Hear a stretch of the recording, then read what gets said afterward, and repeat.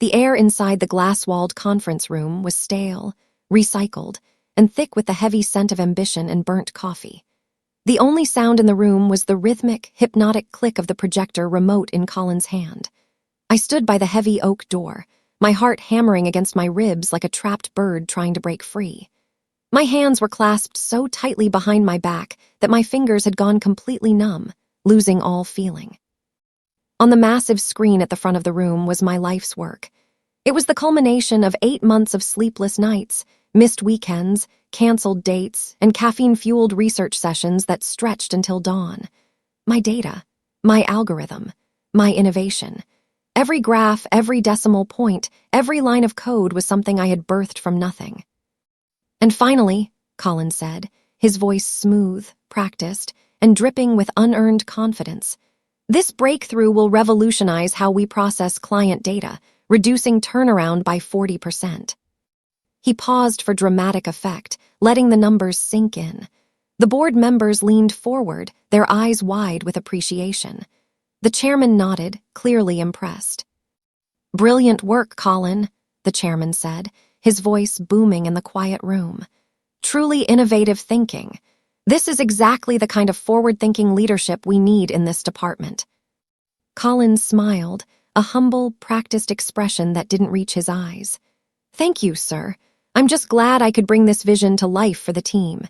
It was a long road, but we got there." He didn't look at me, not once. He didn't say, "Raina did the heavy lifting." He didn't say, "This was Raina's concept from day one." He didn't even acknowledge my presence in the room.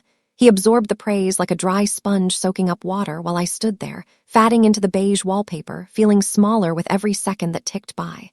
I swallowed the scream building in my throat, choking it down, and forced a stiff smile onto my face. Because that's what you do when you're invisible. You make yourself smaller so no one notices how much they've taken from you. The applause eventually died down, and the executives began to file out of the room, shaking Colin's hand, patting his back, and offering congratulations. I remained frozen, a statue of professional compliance, terrified that if I moved, I might shatter. When the room finally cleared and the door clicked shut, Colin finally turned to me. He began gathering his papers, stacking them neatly into his leather portfolio. "Good meeting," he said casually, as if he hadn't just committed grand theft intellectual property in broad daylight. The board ate it up. "You didn't mention my name," I said. My voice was quiet, trembling slightly despite my best efforts to keep it steady. "The data set the coding, that was all me, Colin." Colin chuckled, a dismissive sound that grated on my nerves. He walked over and patted me on the shoulder, a gesture reserved for pets and small children. Raina, don't get hung up on the details. We're a team. When I win, the department wins. And when the department wins, you have a job. That's how the corporate ladder works." He handed me his empty, lukewarm coffee cup. "Toss this for me on your way out. You're a real asset, kid. Keep up the good work behind the scenes and you'll go far." I took the cup. The ceramic was cold in my hand. He walked out, whistling a cheerful tune. As he passed the glass wall of the conference room, I saw him greet another manager in the hallway. I heard his voice muffled through the glass. "She's a workhorse, not a show horse. Great for the grunt work, you know. Just keep her pointed at a computer." The shame burned hot in my cheeks, flushing my skin. I wasn't an asset to him. I was furniture. I was a tool to be used and put back in the drawer. The weeks following the presentation were a blur of absolute exhaustion. The board had approved the rollout of Colin's initiative immediately, which meant the workload didn't just double, it tripled. Colin, naturally, was too busy strategizing, networking, and taking long lunches with stakeholders to handle the technical implementation. That burden fell entirely to me. I spent my days coding, debugging, and refining the very system he claimed to have created. "Raina, the data visualization for the Q3 report looks off." He'd email me at 9 p.m. on a Tuesday while I was heating up a microwave dinner in the break room. "Fix it by morning. I have a breakfast meeting with the investors." I fixed it. I always fixed it. My eyes burned from staring at screens for 14 hours a day. My back ached constantly from the cheap ergonomic chair in my cubicle. I barely saw my apartment, let alone my friends or family. One evening, Taryn, the only person in the office who actually knew my name and treated me like a human being, found me crying in the break room while the coffee machine hissed aggressively. "He's going to work you to death, Raina," she said softly, handing me a napkin. "And he's never going to promote you. Why buy the cow when you get the milk for free? He has no incentive to change things." "I just need to prove myself," I whispered, wiping my eyes and trying to compose myself. "Once the rollout is successful, he'll have to acknowledge me. He can't ignore the results." Taryn looked at me with deep pity, shaking her head slowly. "Honey, invisible people don't get promoted. They get replaced. You're waiting for a train that is never coming." Taryn's words echoed in my head 3 months later at the company's quarterly all-hands meeting. The auditorium was packed. The CEO stood on stage, beaming under the bright spotlights. "We are entering a new era of efficiency," he announced, his voice amplified by the massive speakers. "And leading the charge is our new Director of Innovation, Colin Miller." Applause erupted. Confetti cannons fired, raining down gold and silver paper. Colin jogged onto the stage, shaking hands with the CEO, looking every inch the golden boy in his tailored suit. He accepted a crystal plaque. He gave a speech about vision, hard work, and the spirit of the company. I sat in the third row, clapping mechanically. My palms stung from the impact. My heart felt like it was cracking open inside my chest.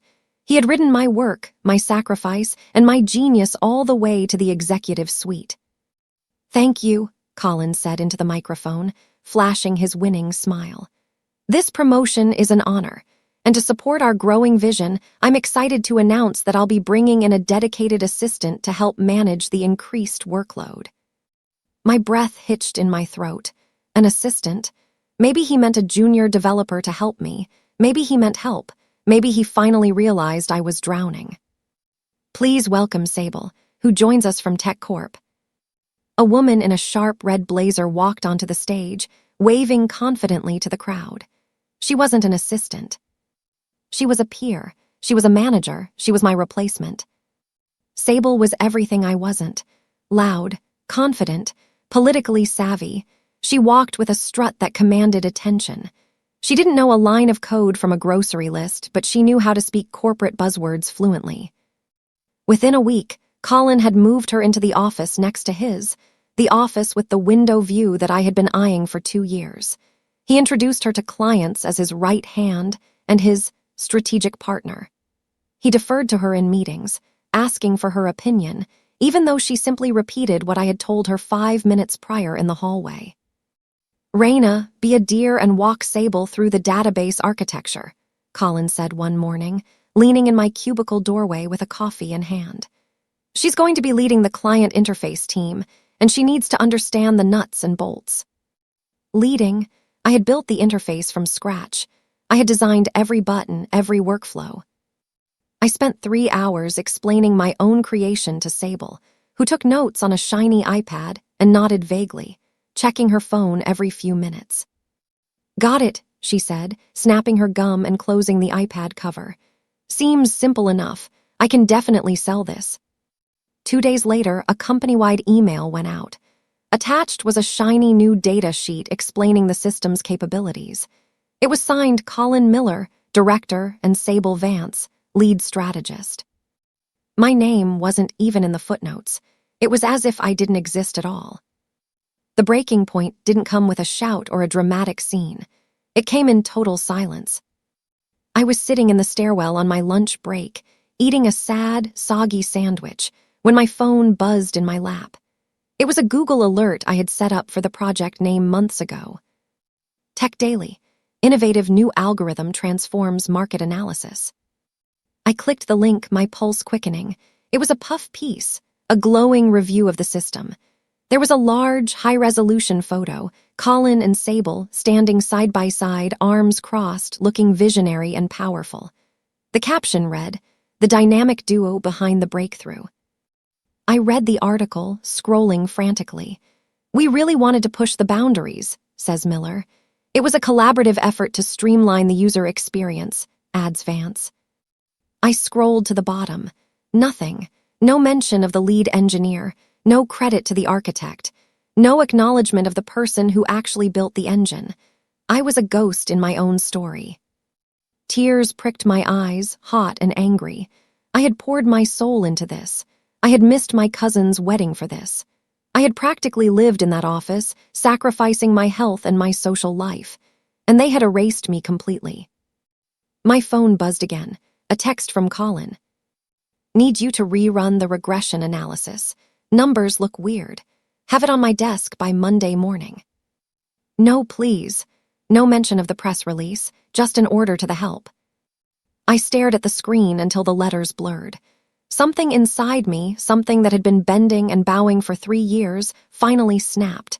But it didn't break. It hardened into steel. I didn't reply to Colin's text.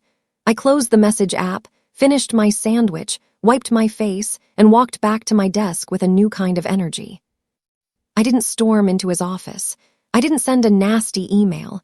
I didn't throw a stapler. I sat down and opened a blank document on my computer. Project log. I started typing. I typed dates. I typed times. I went into my archived emails and began forwarding every single correspondence about the project to my personal, encrypted server. Every draft I had sent Colin. Every bug fix I had logged. Every time-stamped code commit that proved I was the author. I discovered something interesting during my deep dive. The company's internal document system tracked metadata, information hidden inside files that showed who created them. Every PowerPoint Colin had presented to the board, every PDF Sable had signed as her own, still had my user ID embedded in the created by field. They had slapped their names on the cover, pasting over my work, but the digital DNA was all mine. They hadn't bothered to scrub the backend because they didn't understand how it worked. I spent the next 2 weeks quietly gathering my arsenal. I was polite. I was efficient. I was invisible. But this time, invisibility wasn't a curse. It was camouflage. I was a spy in my own office. It was 8 p.m. on a Friday. The office was empty, save for the cleaning crew vacuuming the carpets down the hall. I was at my desk, double-checking my evidence folder.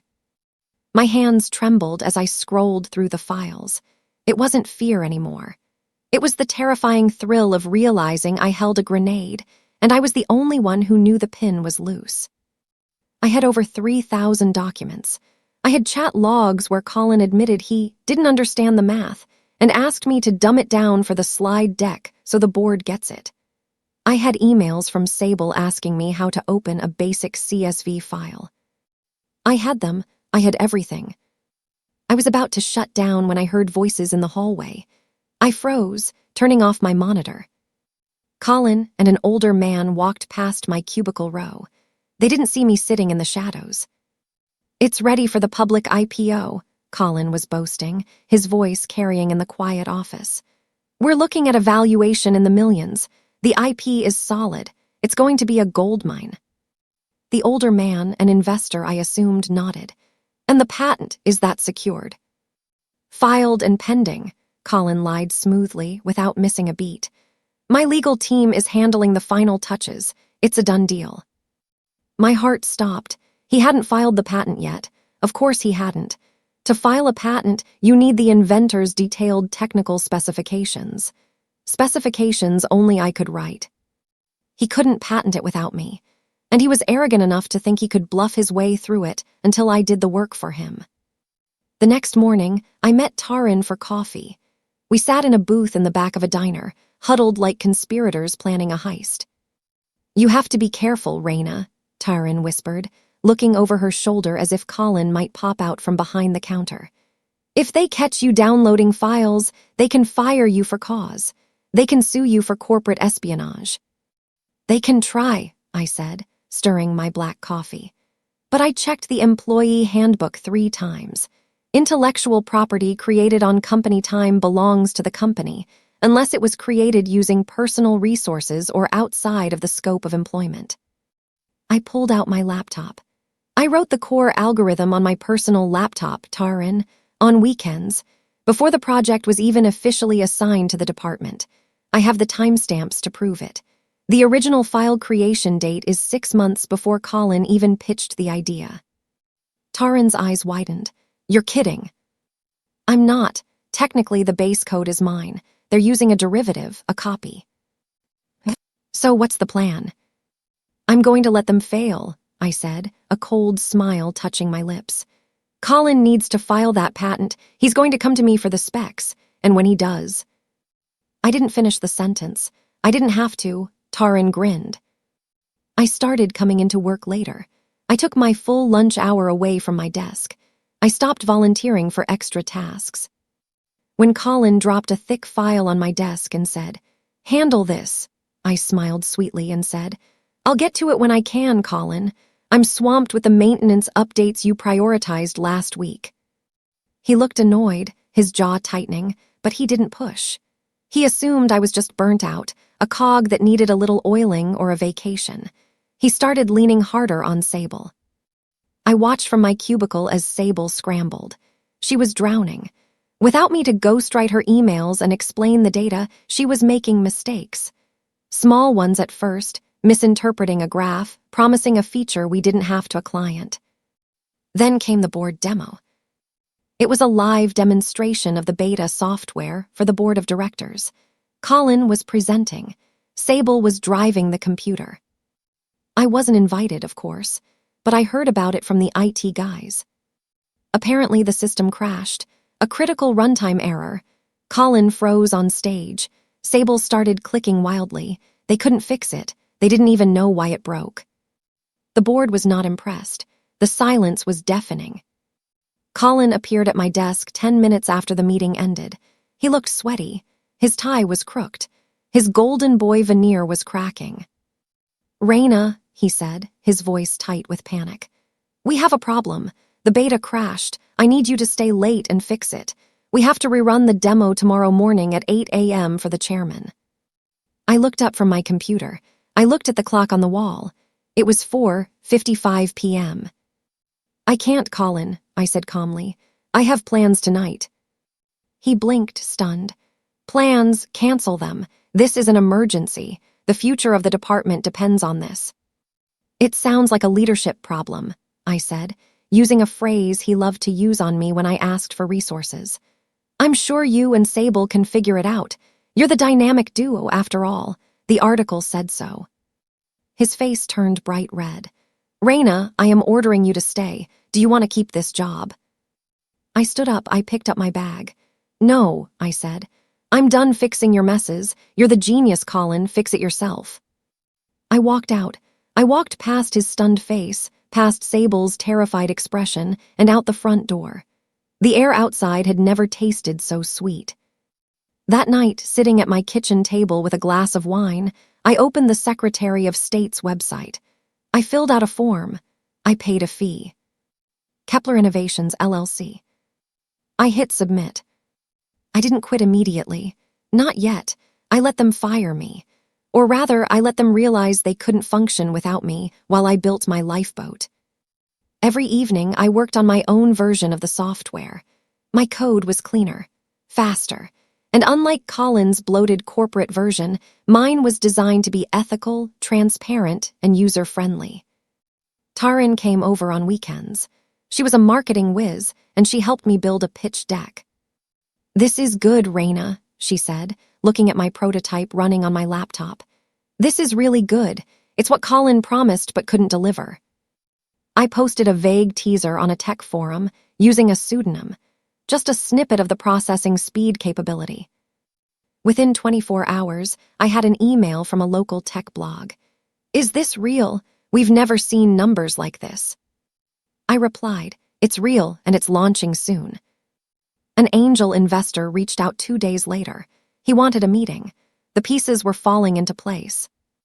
Meanwhile, back at the office, the ship was sinking fast. The demo failure had spooked the investors. The board was demanding answers. Colin was blaming Sable, throwing her under the bus. Sable was blaming the legacy code, unaware that she was insulting the very thing she claimed to manage. They were turning on each other like rats in a trap. "He threw me to the wolves in the strategy meeting," Sable hissed to Taryn in the break room, tears in her eyes. He told them I messed up the input data. I didn't even touch the data. I don't even know how to access the input terminal.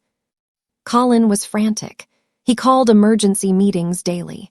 He tried to hire freelancers to fix the code, but the architecture was too complex for anyone to learn in a day.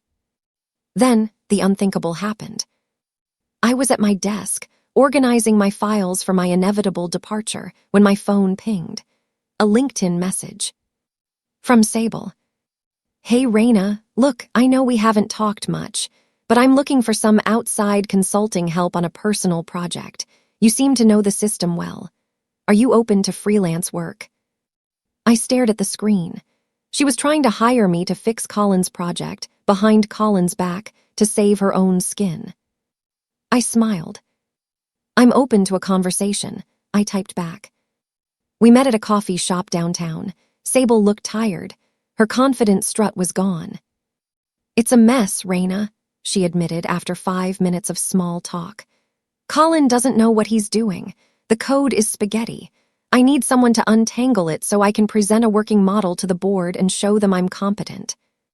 I can help, I said, but my rate is triple my hourly salary, and I need to present my findings directly to the team. Fine, she said instantly.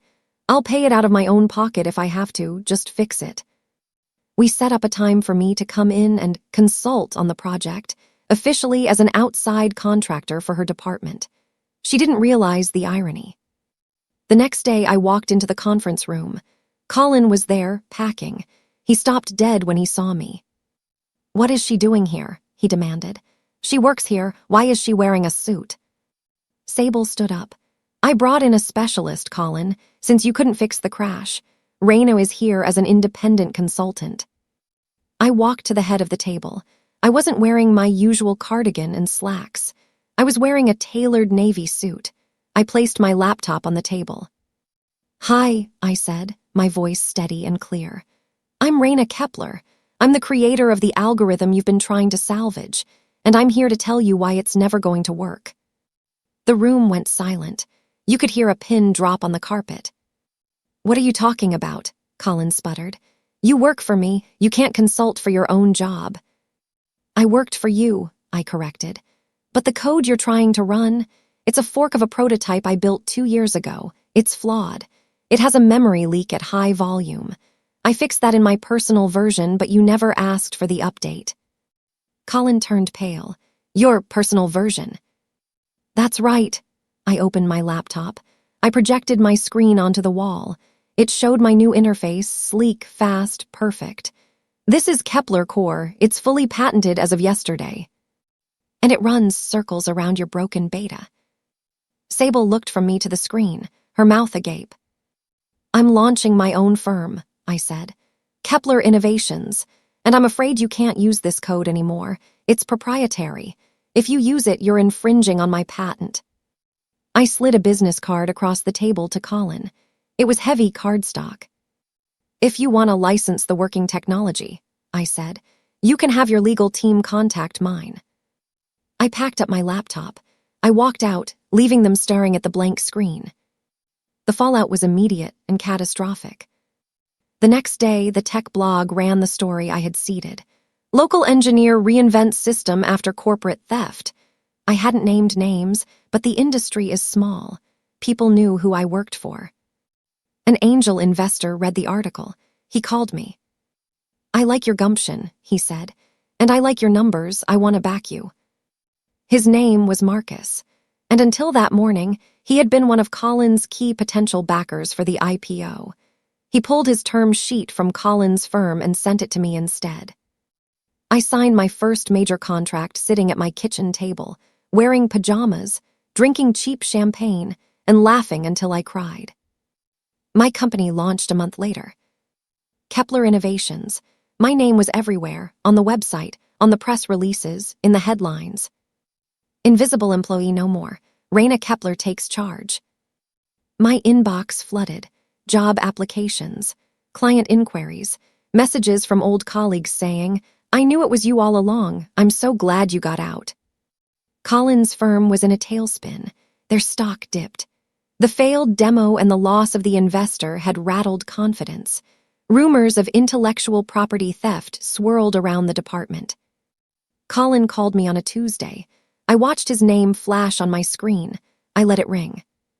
He left a voicemail. "Raina, we need to talk. This is getting out of hand. We can work something out. You owe the company loyalty."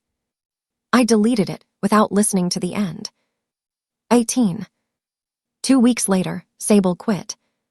She sent me an email. "You were right. He's a fraud. I'm sorry I didn't see it sooner. Or maybe I did and I didn't care because I wanted to win. Good luck, Raina." A week after that, she applied for a job at my company. I interviewed her. She was humble. She admitted she had been over her head. She admitted she had been part of the problem. "I know how to sell," she said. "I just need a product I believe in, and a boss who actually knows what they're doing. I want to learn from you." I hired her, not out of pity, but because I knew she was talented when she wasn't being used as a weapon against me. I put her in sales, reporting to Taryn. Colin's company lost their biggest client, a massive hospital network, to us.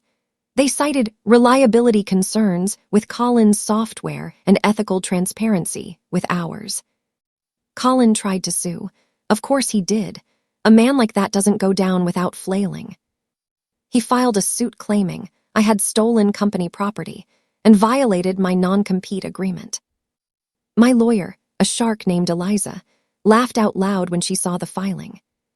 "He has no case," she told me. "We have the timestamps. We have the metadata. We have proof he barely knows how to open the program, let alone write it." We sent over a discovery package to his legal team. It included the chat logs where Colin asked me to dumb down the math. It included the emails where he refused to file the patent because he was too busy. Colin's lawyer took one look at the evidence and advised him to drop the suit immediately to avoid perjury. His investors found out about the lawsuit and the evidence within it. They realized their director of innovation was a total fraud. They pulled their funding completely. 20. The end came swiftly. The board of directors at Colin's firm called an emergency meeting. They reviewed the project failure. They reviewed the loss of clients. They reviewed the PR disaster. They fired Colin. I found out via a leaked internal memo sent to me by an old friend, still on the inside. Effective immediately, Colin Miller is no longer with the company. I sat in my new office, a real office with a door and a window overlooking the park, and read the email over my morning coffee. I didn't cheer. I didn't gloat. I just smiled, a quiet, satisfied smile. A notification popped up on my laptop, an email from Wired magazine. Subject, interview request, the woman behind the algorithm. The article went viral. She was the invisible employee. Now she's the CEO. It detailed my journey, the long nights, the stolen credit, the moment I decided to fight back. It struck a nerve. Thousands of people shared it, adding their own stories of being overlooked and undervalued by bosses who took everything. I was invited to speak at a tech conference, the keynote speaker. I stood backstage, listening to the introduction. "Please welcome the founder of Kepler Innovations, a pioneer in ethical data processing, Raina Kepler." I walked onto the stage. The lights were bright, blindingly so. The applause was loud. But this time it was for me. I looked out into the crowd, and there in the back row, standing near the exit, was Colin. He waited for me after the speech. He looked older, tired. He wasn't wearing a suit. He was wearing a wrinkled button-down. "Raina," he said, approaching me as I signed autographs for engineering students. I stopped. The crowd parted slightly, sensing the tension. "Colin," I said. My voice was cool, neutral. I read the article," he said, shifting his weight. "I just wanted to say I'm sorry. I was under a lot of pressure. The board, they expected results. I didn't mean to push you out." I looked at him, really looked at him. He was just a man, a mediocre man who had built a glass house on a foundation of my work. "You didn't push me out, Colin," I said. "You buried me. You thought because I was quiet I was weak." "I underestimated you," he muttered, looking at his shoes. No, I said, stepping closer. You didn't underestimate me. You depended on me. You depended on me staying invisible so you could shine. That was your mistake. I turned my back on him. Excuse me, I have a company to run. Kepler Innovations grew. We hired 50 people in the first year. We built a culture of transparency. Every contributor's name went on the project file. Every intern got credit for their ideas. We had a rule: no invisible employees. I made sure of it. I walked the floor every day. I learned everyone's name. My story became a case study in business schools. The Kepler effect. How erasing talent leads to corporate collapse. I received an award from the local Chamber of Commerce, the same board that had once clapped for Colin. They handed me the Innovator of the Year trophy. It was heavy, but I carried it easily. I heard about Colin from time to time. He tried to start a consulting firm. It failed within 6 months. He tried to get hired at other tech companies. But his reputation preceded him. The industry knew he was a manager who couldn't manage and an innovator who couldn't innovate. One night, I was on the local news, discussing a new charity initiative my company was funding to teach coding to underprivileged girls. The camera zoomed in on my face. My name crowned at the bottom of the screen, Raina Kepler, CEO. Somewhere in a dim bar, I imagined Colin watching. I imagined him seeing my name, bright and undeniable, filling the screen. I imagined him lowering his glass, the shame finally settling in, realizing that the name he tried to erase was now the only name anyone cared about. I sat in my office as the sun set, painting the sky in hues of orange and purple. On my desk sat the original hard drive containing the first version of my code, the seed that started it all. I thought about the girl in the conference room, standing against the wall, holding her breath, terrified to speak. I wished I could go back and tell her it would be okay. I wished I could tell her that her silence was just the calm before the storm. But then I realized I didn't need to. She had done exactly what she needed to do. She had survived. She had planned. She had waited for her moment. I looked at the glass door of my office. Raina Kepler. You can bury a person's name under 100 others. You can hide them in the footnotes. You can silence them in meetings. But if they built something real, something true, it always finds the light. I wasn't invisible anymore. I was inevitable. I closed my laptop, picked up my bag, and walked out of the building, leaving the lights on for the next shift of dreamers.